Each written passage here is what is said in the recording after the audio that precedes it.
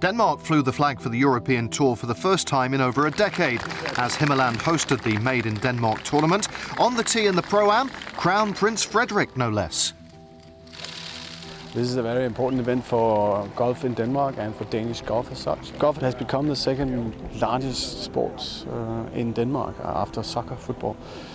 So it is a very important game for the Danes. The Prince was part of a notable four-ball, including Le Mans winner Tom Christensen and event co-founder, the resort owner Lars Larsen. The Danish businessman oversaw a massive renovation of this resort and course in northern Denmark to restore a Danish event to the schedule for the first time since 2003. You know, all credit goes to him. He just really felt like that the country needed it, and he just decided, no, you know, we've got to show that we can do this. Henrik Knudsen has been a familiar face to Denmark's armchair golf fans for over 20 years, and he well recalls the moment when Danish golf was put firmly on the European map. Thomas Bjorn breaking through, when he won at Loch Lomond, when he almost won the British Open in 2003, he sort of made it legitimate to be a golfer. Back then it was sort of like golfers were like ski bums and not really respected. But Thomas Bjorn's breakthrough and the fact that he started really putting Denmark on the map there, that made it a lot of difference. This Great Dane was the pioneer, but others have followed. A host of Danish European Tour golfers played for charity on a small but beautifully formed miniature course. A lot of guys came after with a belief that it could be done, and we lifted golf in together. You know, it's not just me, we lifted it together, and now there's 9 of us out here and a lot of really good young players, and all we want to see is just more and more guys come through and show that for a very small country, you know, we can be successful in a big sport. Denmark is punching above its weight on the European Tour. So many fine players from a population of just 6 million. So what's the secret?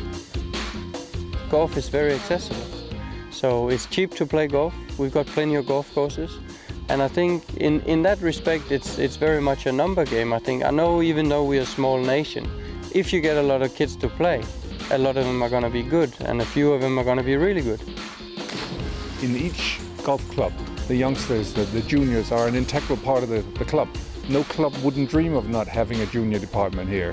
It's just, whether it be football or gymnastics, in Scandinavia, the youngsters are a regular part of the club.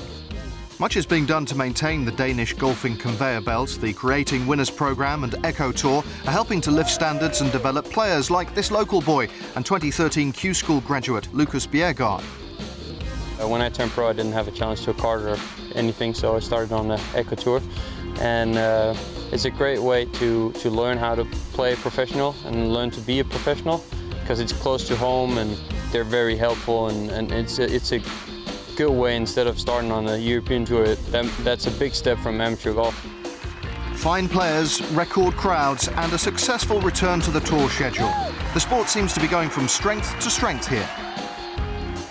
The fact that it has now become an acceptable thing to be a professional golfer. Thomas Bjorn and the others have made it an acceptable thing. You can be a star as a golfer.